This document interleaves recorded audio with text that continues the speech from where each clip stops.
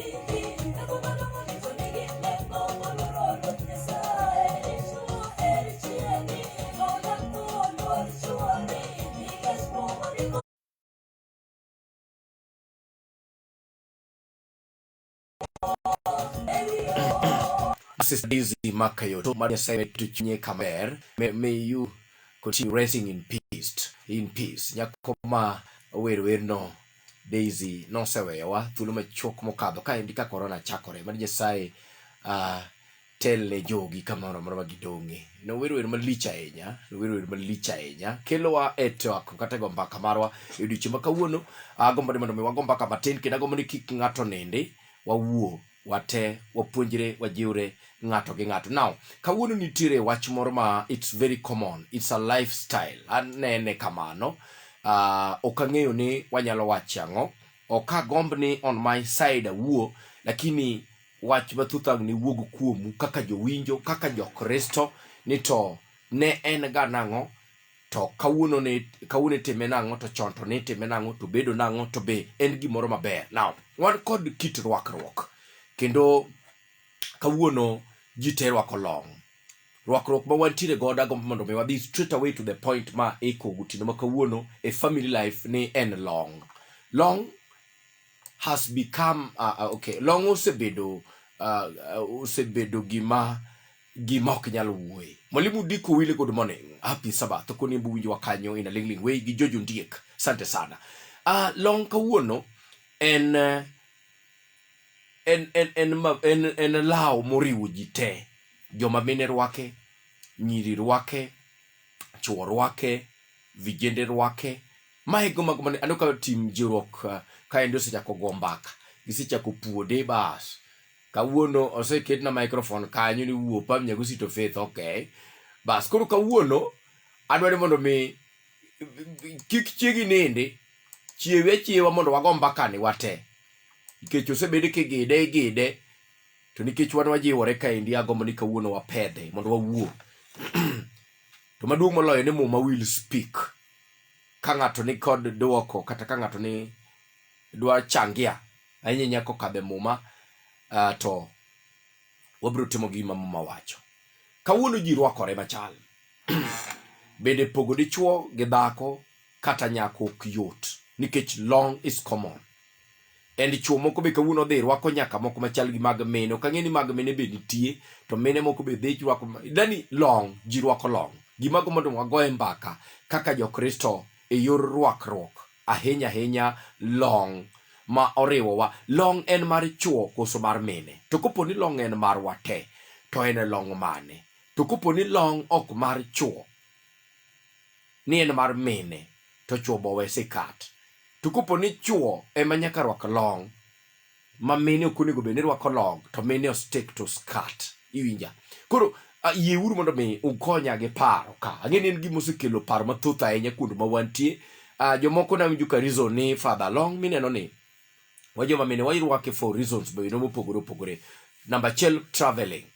Ka ng'ato travel to long awinjo ni safe moloyo. Mane kaka jijiwore kode. Ok awacho ni mano is the point momiyo girwake. Awacho ni mano jiwruok masewinjo ka jorwak longo wacho ni kwa travel to it's very safe ka irwako long in maber. To kata kopo ni ji odhi budho kata mane arita gotieno irwako long in safe. To kata kopo ni koyo ng'ech irwako long in safe. To kata nitie circumstances ma joma rwako long biro wuoyo ka ang' ni winjigi gibiro wuoyo kaendi kuond malong bere kaka long konyo. Kaka jokristo, ang'eyo ne muma wacho ni ng'ama miyo orwakre kaka ng'ama miyo, ng'ama dichuo bende orwakre kaka ng'ama dichuo. To kawuono chal ka gima ok ageni ka muma wacho ni ng'ama dichuo orwakre kaka ng'ama dichuo, to tiende ni wach mar long ni ema nokuoe, nikech chuo mathoth be ok ane gi skat, to joma mine taneno gi long. Koro what is the problem? Mine rwako long e chandruok, koso long ni ema no konego be ni mine rwako, koso ken mar chuo kende, koso bedo nang'o? Yie mondo wago mpaka e wach ni mundu nyisa kawuono to buseneno mine marwako long, buseneno nyiri marwako long, to kata koponi ni rwake, kawuono irwake style mane? To ben kod puonj moro minyalo kawe iye kineno ka ng'ato rwako long, longe mane rwako chon gi mane rwako sani, koponi ni ji rwako gi tedi chiel, bende pod en long achiel cha, koso kawuono to dwa diye rwok makata kigine to thingi mana kendi. Yedi kawuono long chalo nade? To be it's it in order mondo mi warwak long wate, mine long, chuo long. Koro joma chuo ko unu bi uru mos, joma mine gi be mana chwech, kuka to ngine joma mine olosi, gin chwech mang'aw. Kik wadonj ka gi mirima, wang'eyo ni tim Jiwruok kae. Kik wadonj ka gi mirima ahinya, ma ng'awa. Okay.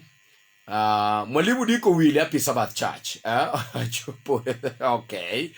Kik, adonu donjne joma mine mos, Klevo, mos. Jogi mana, jogi nyodo, jogi pod tendo. Mam Bianca, Happy Sabbath. Ngini kukichiew, donje family life, kendo donjo kama serious kabisa. Bachigni 0746627020. Ukagomna chaka mbele nikech agomna mondo wini time mondo wadiscuss go. En dakika 19 mokadho tuk saburu. Wane thuolo mar family life. Ang'o mi understand gi long? En rwakruok memriwo wachuo gi mine, koso nitie jok ma long margi to jomoko jokuoge gidonjo gi jomoko koko gwelegi. Chuo bende onego rwak skirt kare. If not so, wanyalo penjore kamano. Ano kaendi ka jakwath Joash from Waradho segoro na longa. Migoro ne mar mine koso chuo, koso unisex. Kawuono ngino chalare. I don't know, but no problem. I'll read each and every comment mangato uruna. No nabiri angwena auchel ariyo abiriyo nono ariyo nono. En paro mose chenda enya, and the approach minyalo miye bisiche moko ji luoro. Jomoko bose luor go e mbaka, obed jodolo, jomoko ok dwa go e mbaka. Long emo wuoyo kawach mos, long. Uru yie kawuono. Wawachuru wach kena kunga mako masibe joma chuo. Munda winji kaka gigere longe gi, ok gidware tugo ma long monego be nigi yudo gimiyo bech long kawuono suit nikech demand ni malo. Nyaka jok monego be rwako long odhi e long. Kena kunga maksimbi chuo mondi, okay, kaw thuolo mondo mi pimre to long. Ang'o motimore? En marwate koso nang'o? Long. 0746627020. Dala FM. Hello, Mbaka. Anti Mbaka, hello Suginga. Evangelist Jeno ginga ma kitari. Evangelist Jeno ginga morka ini michako tinga mamiyo. Inbe ang'eni na chiel kuom jorwak long. An ng'ama dichuo kendo ka ng'ama miyo. Ng'ama dichuo? Ng'ama dichuo. Duondi odo machal na miyo. Machigni. Rokamana wacho ne en adieri ni Biblia wacho ni muma mondo rwakre kaka ng'ama dhako to dichuo rwakre kaka ng'ama dichuo. Ene kiricho sebiro piny ka ma kisomo Jeremia 17:1. Wacho ni richo Juda osebedo marach ni Nyasaye morgi gi pindo chuny dhano. Koro ji timo richo nikech long okelo ne gik mang'eny mamiyo kendo gimomiyo ne long obiro e piny ka joma ng'eny nok ong'eyo. Koro wakaw ni long ni en richo e side mar joma mine. En richo e side mar joma mine. So ng'ama miyo konego rwak long. Kendo mana te gima Biblia osendiko ni ng'ama dhako konego rwak long. Koso nitiere type of long monego ng'ama miyo rwaki to gima ok onego rwaki, koso konego rwaki. Onge pogruok mar kind long ma dhako onego rwaki gi ma dichuo onego rwaki. Long en long. Gimosebedo ni long en long. Ng'ama miyo konego rwak long, ma kata sama wuoyeni morwako long, koro chunygi chandore gi longe gi, ok onego girwaki. Mane adieri mar wach nikech richo mopong'o piny gineno ka gima mano kisomo Isaya 2:2 kichako ang'e kanyo kidiro ni piny to biro wacho ni maler niya Ruda sore mo se mapen pen gimoro moro ma dhano timo. Odwano timo mondo gol dhano kuom Nyasaye. Koro mane adieri mar wach ni gimoro moro ma dhako timo korwako long. Ok en kata mon kende nikech ng'ama chuo bende suku wigi matitgi. Ok waluoko wuo mar rwakruok kawuono, wich na biro bire bang'e. Erokamano, koro gima tuone ne dhako ok onego rwak long, mane gima Biblia osewacho, to kendo sama bende onego was take on. Erokamano mathoth ahinya, Evangelist. Bas. Papo semoki. Joma mine nindo te. Giwinjo machiegni na Sophie ni kamar kangre ka kelo gi. Sophie machiegni une jo rwak long, chak gi mari. Rwako mara mana ka dhi e budho fadha ka fadha sama koyo ng'ich. Tiende ni long tirwako to nitie mano occasions mirwake. To ok mawuotho kamoro amora, but pinye moseketo wach mar long ni omiyo mine rwak. Kapok wadhi e piny, mari notweyi twech maromo nade? How kilogram? Is it? En gi nafas, ok morido jini. Ka ting'e gimomiyo ji odonje ahinya. Mon long mar chuo. Gimomiyo mon odonje. Ok ing'e kata ok indiso ito kirwako long momaki. Mane wach, dong koro tiya iber ndisori malich. Urwake ne ndisruok. Long joma mine Dala FM. Antie. Klevo machiegni. Klevo Kindu Bay. Yes. Machiegni. Erokamano. Father, kowe long. Ako malongi rwakruok ni matut. Ndiko wach ni ng'ama dhako kik rwakre ka ng'ama dichuo. Ng'ama dichuo ga kik rwakre ka ng'ama dhako. Rwakruok ni matut onego ng'iye culture mar jomoko. Ing'iyo kata pinye maloka. Ng'iyo kaka iyudo ka samoro piny ng'ich kabisa ne dhano. Kapok iduogo e setup marwa koro ijolwar sani along sani ni. Koro kapok wasiemo mon wach rwako longa to omiyo ka ndiko moro kata ni mokwongo ng'iyane ni to an kanye. An mawuoyo ni an kanye to ng'ama chielo madwa siemo cha to ni kanye. Okay. Kawaseng'iyore kamano to wabiro fwenyo kama makosa to mang'o makosa nitie. Onge wach awinjo. Kata mana nyithindewa king'iyo kaka samoro nyathi dwa wuok e ot kaka orwakore kende. Nyasaye onge yie. Kata nyoro abedo kamoro. Ang'iyo kaka ji wuok e gari. Abedo to dukana.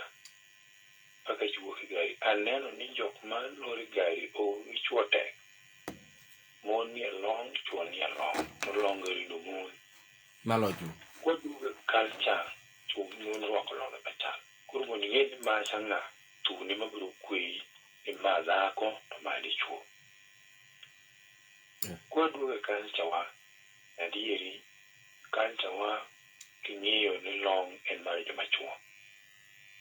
Kendo mari gima chuo identified go. Mon odonjo long mang'eny. Kendo kata mana jo Kristo wa bende rwake. Irwake gi nyithindo magidak go. Koro kelo ka samoro nyathi ma nyako ndiso long kalo ga mbele wuongi. Ondiso. Koro samo kalo ga mbele wuongi ni kaeto kinyi biro winjo ni weche wuok e kind nyako ga ng'owa gi wuongi. Donge ka machien miyo go jachien ang'owa thuolo mar donjo e utewa. Onge wach awinji Klevo, awinji kanyo. Chaka kawo pach ng'at machielo. Dala FM. Hello. Machiegni.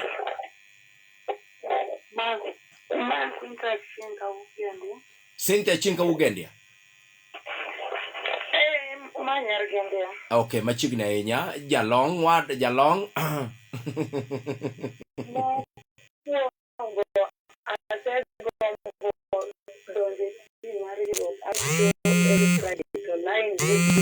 Hey.